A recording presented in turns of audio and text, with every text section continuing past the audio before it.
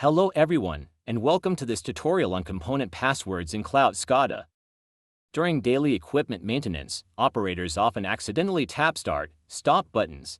This not only easily triggers production abnormalities, but also brings potential security risks including process leakage and unauthorized operations.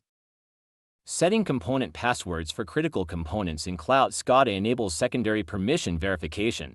It prevents misoperations, protects core process know-how, and supports hierarchical access control. Next, we will walk you through the entire process of adding component passwords, configuring relevant parameters, and putting them into use step by step.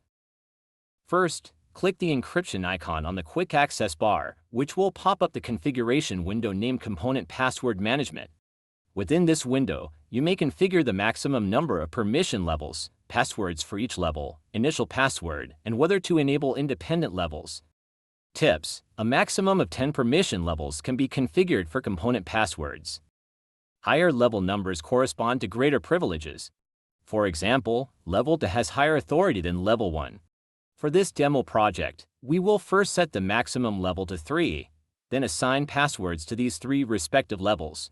Set initial password to unlimited and enable independent levels. After that, add 3-bit switch components to the project. Enable security settings in the parameter control panel on the right side for each switch and assign different password levels to them separately. When operating the components in view mode, a prompt will pop up asking you to enter the corresponding component password. The component can only be activated normally after entering the correct password.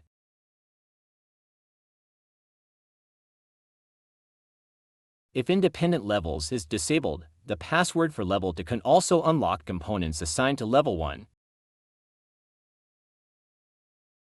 Besides, you can adjust the level of initial password to disable password verification for all components with levels equal to or lower than this setting. For example, if you set the initial password level to Level 2, all components configured at Level 1 and Level 2 in the project can be operated directly without entering passwords.